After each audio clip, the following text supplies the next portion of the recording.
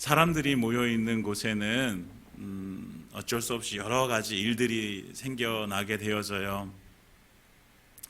때로는 좋은 일도 있을 것이고, 때로는 서로의 관계가 틀어지고 오해하고 그러면서 서로가 이렇게 갈등하고 때로는 다투게 되어지는 경우도 생겨나게 되어집니다. 교회도 마찬가지고, 가정도 마찬가지고, 회사도 마찬가지고, 사람이 모이는 곳에는 다 그런 일들이 일어나게 되어져요. 그래서 그런 것 때문에 때때로는 힘들어하기도 하고, 또 그것 때문에 교회 다니는 사람은 그래서 이제 시험에 들기도 하고, 이런 일들이 일어나는 것을 보게 되어져요. 그런데 생각해 봅니다. 왜 어떤 곳은 왜 그런 문제가 발생함에도 불구하고 또 그런 문제 속에서 지혜롭게 또 서로가 대처해 나가면서 그것이 또 이렇게 발판이 되어져서 더 이렇게 굳건해지고 더 든든해지고 서로의 관계가 더 깊어지는 것들을 보게 되어지는데, 왜 이런 차이들이, 어떤 곳은 싸우고 어떤 곳은 더 깊어진 교제의 장으로 나아가게 되어지고, 비슷한 사람들이 모여서 살아가는 곳인데 왜 이런 일들이 벌어질까? 이렇게 다를까? 왜 이렇게 차이가 날까? 그래서 오늘 말씀을 통해서, 빌립보 교회를 통해서 우리가 함께 그 답을 찾아봤으면 좋겠습니다. 제가 몇 주 전에도 빌립보서를 함께 나누면서 대략적으로 이 빌립보 교회가 어떻게 세워졌는지 말씀을 드렸는데요. 바울이 빌립보 교회에 처음 이제 가게 되어진 것은 2차 전도 여행 때, 두 번째 전도 여행 때예요. 두 번째 전도여행의 원래의 목적지는 에베소라고 말씀을 드렸어요. 소아시아 지역의 에베소라는 곳에 기지를 두고 소아시아 지역에 복음을 전하려고 했는데, 성령님께서 그쪽에 복음을 전하는 것을 막으시고 환상주게 마게도냐 사람이 나타나서 와서 우리를 도우라라는 그 음성을 듣게 되어지고, 그래서 바울은 그 음성을 듣고서 이것이 성령님께서 내게 주시는 음성이 하나님이 나를 부르시는 곳이구나 깨달아요. 그래서 자기가 원래 계획했던 에베소의 그 선교는 그만두고 이제 유럽으로 넘어가게 되어지는 것이죠. 그러니까 바울은 성령님의 음성에 바로 즉각적으로 순종하게 되어져요. 사랑하는 여러분, 우리에게 그 필요한 것이 무엇이냐면, 성령님께서 우리에게 감동하시고 감화하실 때, 성령님의 음성을 어떻게 듣습니까? 어떤 분들은 이렇게 이렇게 기도할 때 진짜 음성으로 들으신다라고 계시는 분들도 계신데, 대부분의 사람들은 감동이에요. 성령께서 우리 안에 감동해 주시는 거예요. 불쌍한 사람들을 봤을 때에 우리가 그를 도우라는 감동을 주시고, 우리가 영적으로 살지 못할 때 회개하라는 감동을 주시고, 그래서 감동과 감화가 임할 때에 여러분 즉각적으로 순종할 때에 주님께서는 그 순종 가운데 일하시기 시작하실 것입니다. 주님은 언제나 우리의 순종을 통해서 일하시는 분이세요. 하나님은 전능하신 분이시기 때문에 모든 일들을 다 이루실 수 있습니다. 그렇지만 하나님은 우리를 통해서 일을 이뤄가기를 원하시는 분이세요. 바울의 그 선교 사역 가운데서도 바울을 통해서 하나님께서는 일하시는 거예요. 하나님께서 유럽에 있는 사람들에게 하나님께 강권적으로 그 복음을 증거하실 수 있으시단 말이에요. 그런데도 불구하고 하나님은 부족한 자이지만, 그러나 하나님 앞에 믿음을 드린 그 바울을 통해서 하나님께서는 역사를 이루어 가시는 것입니다. 그 바울의 그 성령님께서 말씀할 때 그 순종함을 통해서 어떻게 아시아에서 머물러 있던 복음이 어디로 넘어가게 되어지는 거예요? 유럽으로 넘어가게 되어지는 거예요. 여러분, 복음이 대륙을 넘어서 가게 되어지는 것입니다. 그 유럽에서 이제 그 복음이 꽃을 피우고 그 복음이 미국으로 건너가게 되어지고, 미국의 많은 선교사들이 우리나라에 오게 되어지고, 결국 우리도 이 복음을 받게 되어지고 예수를 믿게 되어진 것이죠. 그러니까 이것이 우리와 동떨어진 사건이 아니라는 거예요. 복음은요, 복음의 그 역사는, 복음의 흐름은 계속해서 이어지고 있다라는 사실입니다. 그렇다고 한다면 우리가 하나님 앞에 우리가 언신하고 우리가 성령님의 말씀에 순종해서 우리가 그 복음을 증거할 때 우리를 통해서 여러분들 어떤 일이 벌어날지 우리는 알지 못해 어마어마한 일들이 일어날 수 있다라는 사실이에요. 사랑하는 여러분, 우리가 그래서 하나님께서 우리에게 주시는 말씀 가운데 또 성령님께서 우리 가운데 감동하실 때 우리가 즉각적으로 순종하는 자 되어지길 원합니다. 그렇게 해서 빌립보로 넘어가게 되어진 거예요. 2차 전도 여행 때 그 성령님의 그 인도하심을 따라서 유럽으로 건너가서 첫 성인 빌립보에 이제 도착해서 그곳에서 예배를 드리기 시작합니다. 회당이 없어서 예배 드릴 곳을 찾다가 시내가에서 빨래하고 있는 여인들을 만나고 그들에게 물어봤을 때 자주색 옷감 장사인 루디아를 찾아가 봐라. 그래서 루디아의 집에서 처음으로 예배를 드리기 시작합니다. 그래서 빌립보 교회가 이제 시작되어지는 거예요. 처음으로 그렇게 시작되어지는 거예요. 근데 그곳에는 이제 유대인 남자들도 별로 많이 없었고 거기에는 이제 루디아에서 집에서 이제 교회가 시작되어지고 그래서인지 모르겠지만 이제 여자들이 많이 교회에 모이게 되어서 지금도 마찬가지로 여성의 인구들이 기독교 인구 중에 여성의 인구들이 많지요. 그런 것처럼 우리 여인들이 모여서 이제 교회에 이제 이렇게 예배를 드리고 또 교회가 세워지게 되어지는데 그러다 보니까 여인들의 영향력이 높아지는 거예요.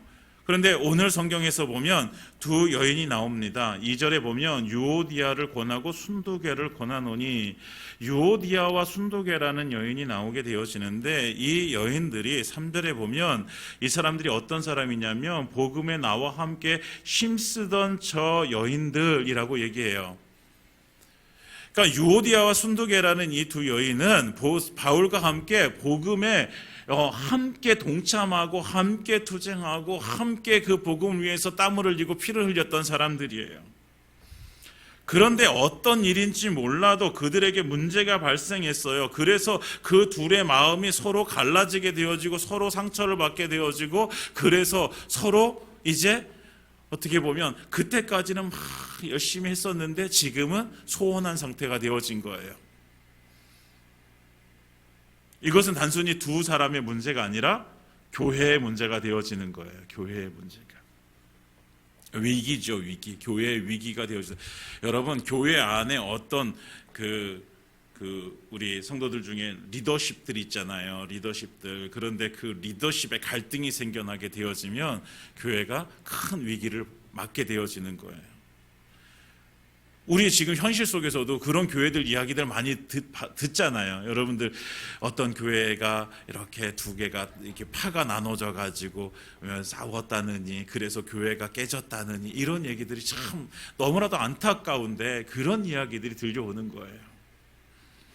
그런데 그런 이야기를 들을 때마다 왜 그런 일이 벌어졌을까라는 것을 좀 이렇게 좀 들여다보면 여러분 어떤 때는요 대단한 문제가 아닐 때가 너무나도 많은 거예요.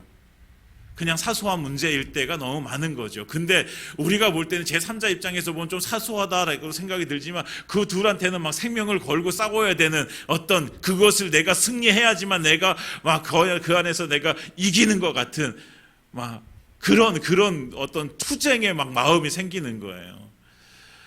제가 어떤 한 교회 목사님을 통해서 이런 이야기를 들었어요. 무슨 이야기냐면 이제 교회에 두 분의 집사님이 이렇게 갈등이 생긴 거예요. 그런데 한 집사님은 목사님과 처음부터 오랫동안 함께 하셨던 분이시고 한 분은 들어오신 지 이제 얼마 되지 않은 1, 2년 되시는 집사님이셨어요.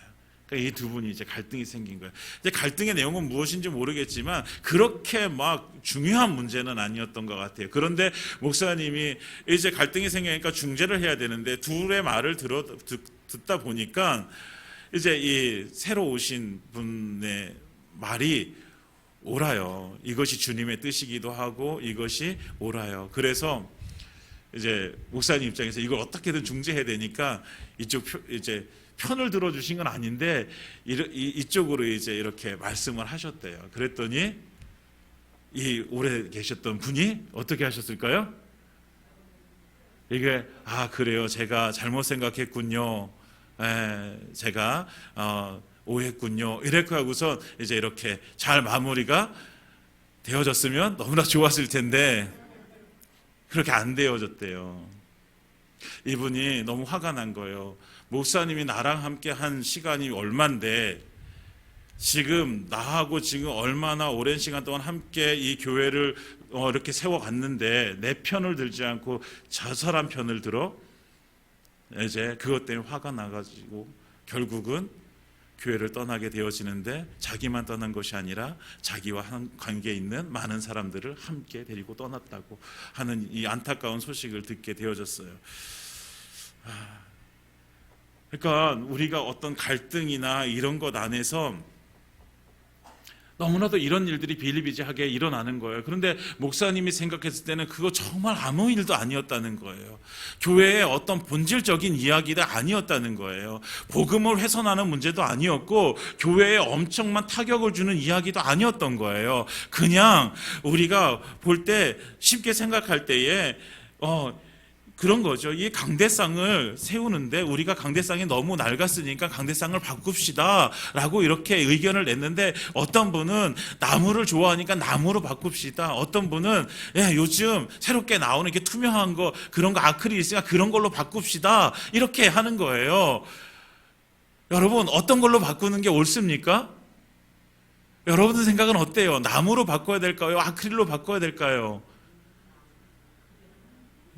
그대로는 않아요. 어떤 걸로 바꿔도 문제가 되진 않아요. 여러분, 그렇지 않아요? 그런데 우리가 때때로 이게 논의가 되어지고 나는 이걸 주장하는데 저 사람은 이걸 주장하고, 그래서 막 주장이 막 이렇게 올라가다 보니까 어떻게 보면 결정이 이제 다른 걸로 났어요. 그러면 막 화가 나는 거예요. 왜 내 결정대로 왜 안 했냐고, 왜 내 결정을 안 받아주냐고. 이것이 옳은데, 여러분, 이걸 가지고 우리가 생명을 걸고 싸워야 될 문제는 아니에요. 여러분, 우리가 싸워야 되는 문제는요, 본질적인 문제예요. 우리는 본질을 가지고 승부를 봐야 되는 사람들이지, 비본적인 것은 양보하고 포기해야 되는 거예요. 비본질적인 거 가지고 강대상 바꾸는 게 본질이 아니잖아요. 여러분, 강대상 없다고 설교할 수 없는 거 아니잖아요.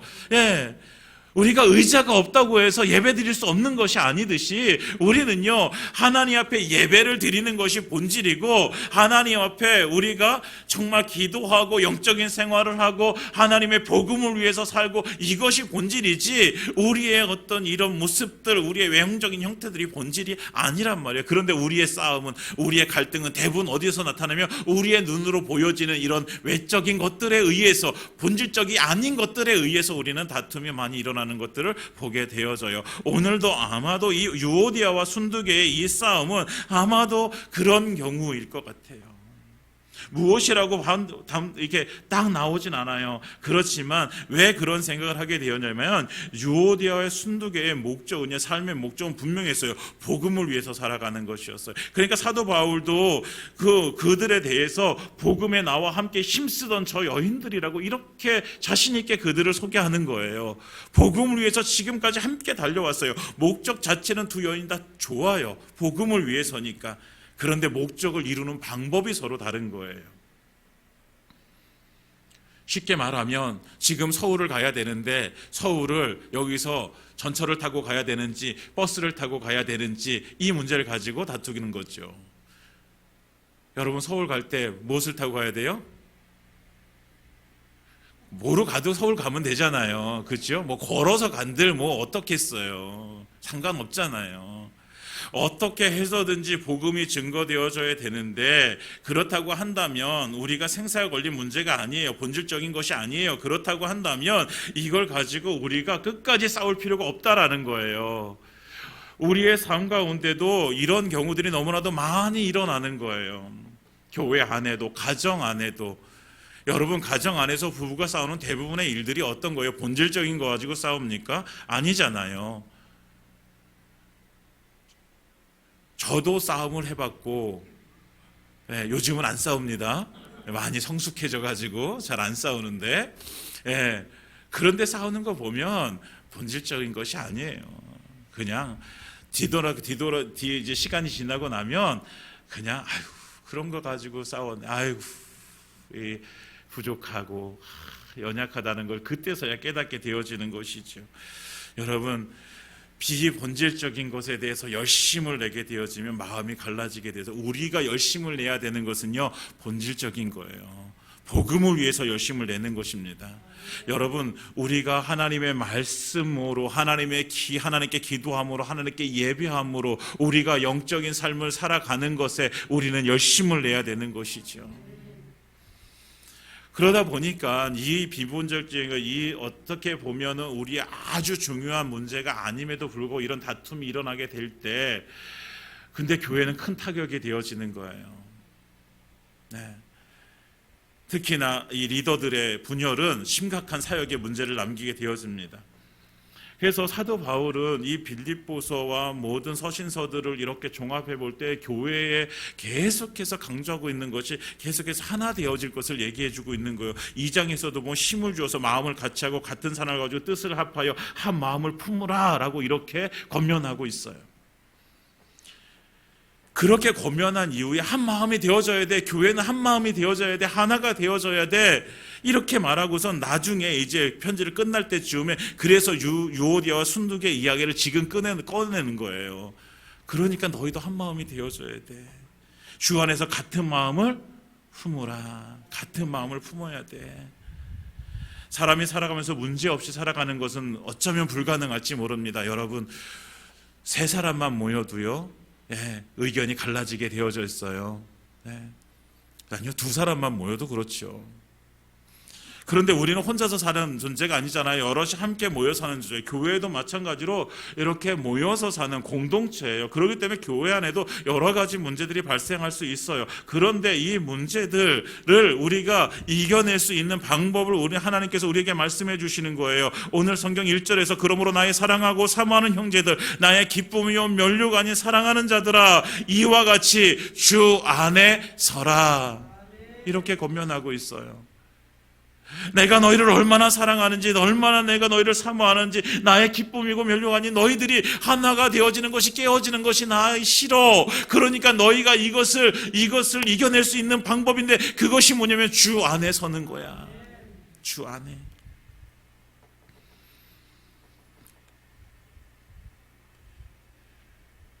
그러면서 하나님께서는 우리에게 주 안에 살아갈 것을 말씀하고 계시는 거예요. 주 안에.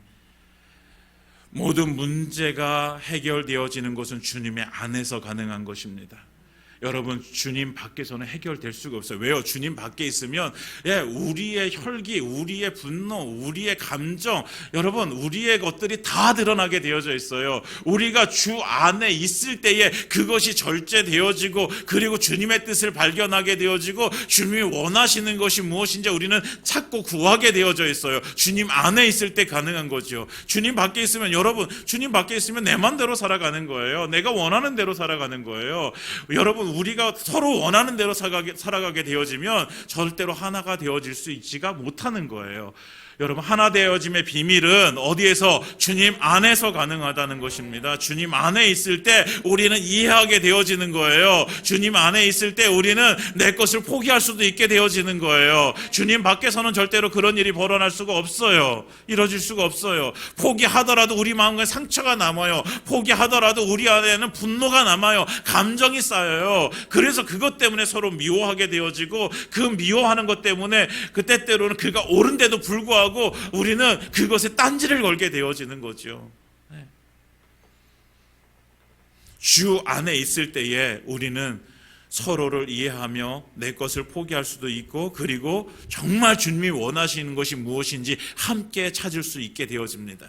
그래서 주님 안에 있는 것입니다. 같은 마음을 품기를 원한다면 우리는 주님 안에 있어야 됩니다. 주 안에. 그러니까 해결점은요, 주 안에 있는 거예요.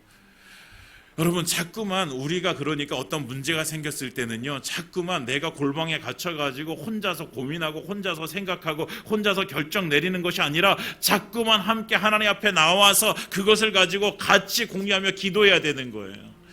그러니까 교회에 어떤 문제가 있으면 그걸 가지고 서로 기도하는 거예요. 하나님 앞에. 그것이 주 안에서 이루어지는 것이죠. 가정에 어떤 문제가 있으면 그걸 붙들고 가족이 함께 기도하는 거예요. 함께. 우리가 함께 하나님 앞에 나와서 함께 기도하는 것.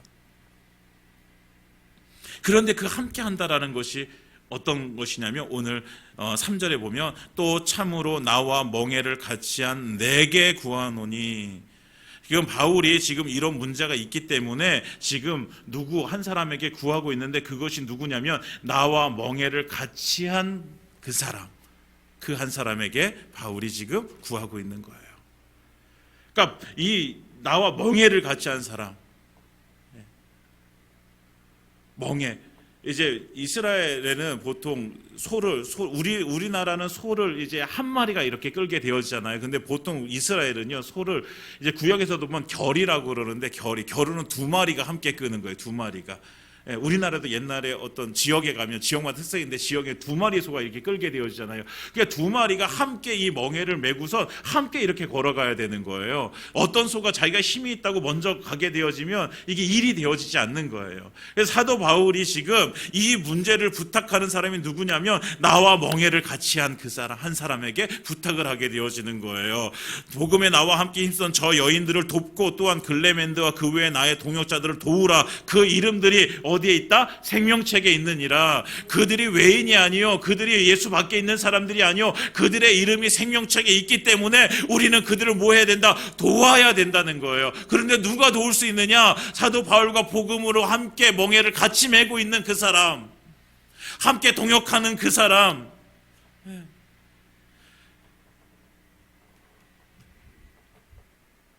여러분, 우리가 주 안에서 함께 있다라는 것은요, 함께 멍에를 메고 가는 사람들이라는 거예요.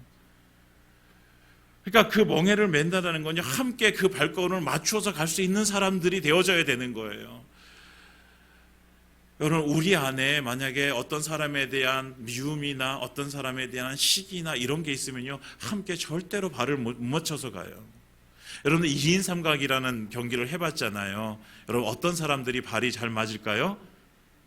서로 친밀한 사람들이 발을 잘 맞아요. 물론 친밀해도 운동신경이 안 되면 발이 안 맞을 수도 있어요. 그렇지만 친밀한 사람들이 있을 때 발을 맞춰가게 되어지는 거예요. 서로 막 다투고 막 하다 보면 좀 틀리잖아요. 그러면 그때부터 막 싸우기 시작하고, 그때부터 발이 안 맞아요. 여러분, 지금 필요한 것이요, 주님 안에서 함께 멍에를 메고 가는 우리 지체들이 필요한 것입니다. 사랑하는 여러분, 우리가 서로 그런 지체가 되어졌으면 좋겠습니다. 그러니까 나 혼자 내 생각대로, 내가 원하는 대로, 나는 지금 빨리 가야 되니까 나는 빨리 가야 돼, 너 왜 못 쫓아와? 라고 하면서 이렇게 얘기하면 안 되고요, 서로의 발을 맞춰서 내가 좀 빠르면 조금 천천히, 내가 좀 늦으면 조금 더 빠르게, 그래서 함께 발을 맞추어서 가는 그런 공동체가 주님 안에서 거하게 되어지는 것입니다. 그래서 우리에게 지금 필요한 것은 멍에를 같이 매는 사람이 필요한 것입니다. 근데 우리가 함께 메고 가야 될 멍에가 뭐예요? 그 십자가예요. 우리는 함께 십자가를 메고 가야 되는 사람들입니다.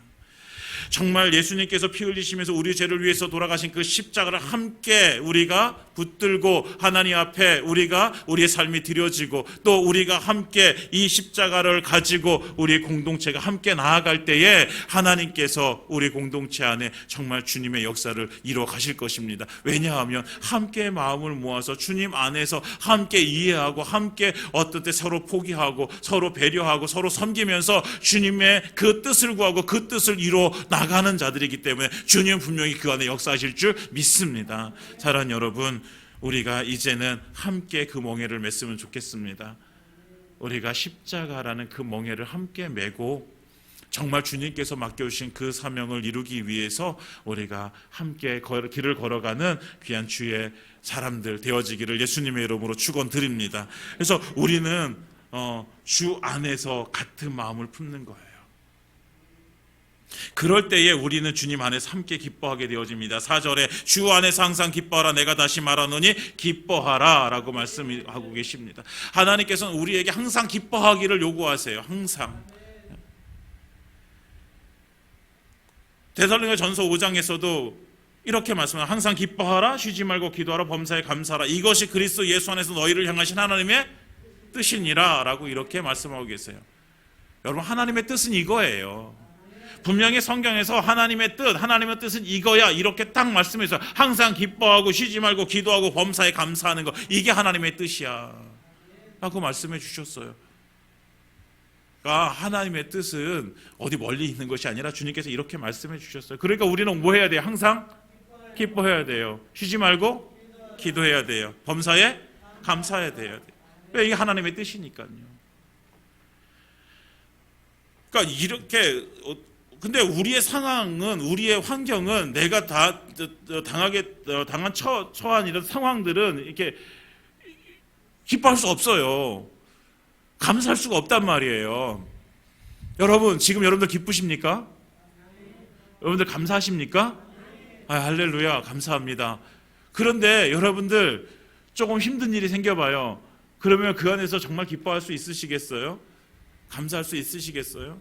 우리의 감정적으로는요, 그것이 안 되는 거예요. 하나님께서는 우리에게 말씀해 주시는 것은 이 문제, 우리가 매일매일이 어쩌면 삶의 문제의 투성이가 될 수도 있고, 인생을 가로막는 장애물을 만나게 되어질 수 있어요. 너무 힘든 상황들을 우리는 만나게 되어진단 말이에요. 그때마다 우리는 좌절도 하고 힘들어하고, 감정적으로는요 너무 힘들어서 정말 쓰러질 것 같은 그런 상황들을 우리는 만나게 되어질 때, 그때도 기뻐하고 감사할 수 있는가? 그 답이 여기 있는 거예요. 4절에 주 안에서 항상 기뻐하라는 거예요. 이것을 우리가 경험하기를 원합니다. 정말 주 안에 있을 때 상황과 환경을 초월한 하나님의 기쁨이 우리 가운데 임하는 것을 우리가 경험했으면 좋겠어요. 여러분, 분명히 이것을 경험하신 분들도 계시고 이것을 경험하지 못한 분들도 계세요. 이것은 경험의 차이일 뿐이죠. 그런데 원하는 것은 정말 하나님께서 주시는 그 온전한 기쁨이, 온전한 그 평강이 무엇인지 우리가 다 누리기를 원합니다. 정말 성령께서 우리 안에 역사하셔서, 하나님, 상황은 너무 힘든데 그러나 내 안에 주어지는 하나님의 평강이 너무나도 커가지고 이것을 내가 넘어갈 수 있는 그 믿음이 생겨나는 거예요. 이것이 아무렇지도 않은 이런 믿음이 생겨나는 거예요. 이런 믿음의 사람들이 되어졌으면 좋겠습니다. 이것은 우리가 억지로 되어지는 것이 아니라 성령께서 우리를 강권하셔서 우리를 그렇게 만들어 가실 때에 우리 안에 그 믿음을 주시는 거죠. 그리고 그 평강을 주시는 거예요. 그래서 이런 것들이 계속 경험되어질 때 우리는 상황 가운데서 끄떡없는 사람들이 이렇게 되어지는 거예요. 이게 소위 세상 말로 내공이라고 하잖아요. 믿음의 내공이 쌓이게 되어지는 것이죠. 주 안에. 근데 이 모든 것들이 어디 안에서 가능하다는 거예요? 주 안에서 가능하다는 거예요. 주님 밖에서는요 항상 기뻐할 수가 없어요. 감정이 그렇지 않은데요, 우리의 감정이 막 지금 분노하고 화가 나고 너무 막 지금 막 어찌할 수 없는 그런 어떤 막 이런 감정이 있는데 여기서 어떻게 기뻐해요? 안 되는 거거든요. 그러나 주님 안에서는 가능합니다. 여러분 믿으시기 바랍니다. 주님은 못하실 일이 없으신 분이세요. 주님은 모든 것이 가능하신 분이에요. 우리의 모든 것을 만드시고 우리의 감정까지도 하나님께서는 컨트롤하실 수 있는 분이세요. 하나님께서는 우리에게 은혜 주셔서 그 은혜가 너무 커가지고 우리는 그 상황에 승리할 수 있는 사람들이란 말이에요. 그런데 이런 은혜가 우리에게 주어지는데 이 은혜를 포기할 수 없잖아요, 여러분. 여러분 하나님의 은혜를 붙드시기 바랍니다. 우리가 하나님의 은혜를 붙들 때 우리는 정말 주님께서 주시는 그 놀라우신 평강을 우리가 누리게 되어집니다. 그러니까 주 안에서 살아간다는 것은요, 다시 말하면 이 땅 가운데서 무엇을 누리는 거예요? 천국을 누리는 삶이 되어지는 거예요. 여러분 성경에서 말씀하잖아요. 천국은 어떤 곳입니까? 천국은 걱정도 없고 근심도 없고 고통도 없고 눈물도 없는 곳이라고 성경은 말씀하고 계세요. 우리가 이 땅 가운데서 천국을 누린다는 것은요, 이런 눈물도 없고 뭐 고통도 없고 이런 곳이 아니에요. 세상은 그런 것이 있는 곳이에요. 그렇지만 그것을 뛰어넘는 은혜가 임하는 곳이 바로 천국이에요. 우리가 천국의 삶을 살아간다는 것은 우리가 그것을 뛰어넘는 정말 하나님을 만나는 은혜, 하나님 부어주시는 그 은혜를 누리는 그 곳이 되어진다라는 거예요. 이곳이, 지금 내가 서 있는 이곳이, 내가 지금 생활하는 그곳이 그 하나님의 은혜를 누릴 장소가 되어지는 것입니다. 어디 있을 때에, 주 안에 있을 때에, 우리가 예수 안에 있을 때에 우리가 날마다 깨어서 주님의 은혜를 함께 구하며 그 은혜 가운데 거하는 그곳이 바로 주 안에 있는 곳입니다. 여러분, 주님의 안에는 은혜가 풍성한 곳이고 주 안에는요 생명이 풍성한 곳이고 주 안에는요 모든 것들이 채워질 수 있는 장소입니다. 우리가 그 주 안에 있어야 되는 것입니다. 그래서 우리가 정말 주 안에서 우리가 같은 마음이 되어지고 주 안에서 주님이 주시는, 세상에서는 정말 맛보지 못할 주님이 주시는 그 기쁨을 누리는 주의 백성들 되어지기를 예수님의 이름으로 축원드립니다. 그럴 때에 우리 교회는, 우리 가정은 정말 하나님께서 원하시는 그 모습으로 우리가 세워져 가게 되어지는 것입니다. 그러니까 주 안에 있기를 힘써야 돼요. 주 안에. 그럼 한번 생각해 봐야 되는 거예요. 내가 어떻게 하면 주 안에 있을까? 내가 어떻게 하면 주 안에 있을까?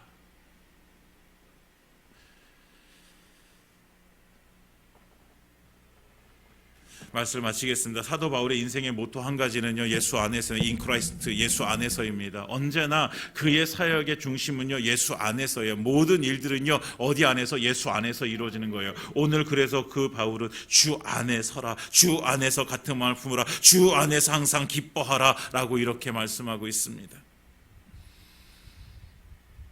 그래서 바울은 6절과 7절에 그렇게 말하고 있는 거예요. 주 안에 서기 위해서 우리가 무엇해야 된다? 아무것도 염려하지 말고 다만 모든 일에 기도와 간구로 너희 구하소를 감사함으로 하나님께 아뢰라. 7절 함께 읽겠습니다. 그리하면 모든 직업에 뛰어난 하나님의 평강이 그리스도 예수 안에서 너희 마음과 생각을 지키시리라. 그래서 너희는 기도해야 돼. 주 안에 어떻게 있어? 기도해야 돼. 기도해야 돼. 기도할 때 우리가 주님 안에 들어갈 수 있는 거예요. 주님 안에서 우리는 그 풍성함을 누릴 수 있는 거예요. 주님 안에서 우리는 하나가 되어질 수 있는 거예요. 주님 안에서 우리는 기뻐할 수 있는 거예요. 뭐 할 때? 기도할 때에. 사랑하는 여러분, 여러분들의 기도의 시간을 지키시기 바랍니다. 새벽에 나와서 기도하시고, 안 되면 밤에 나와서 기도하시고.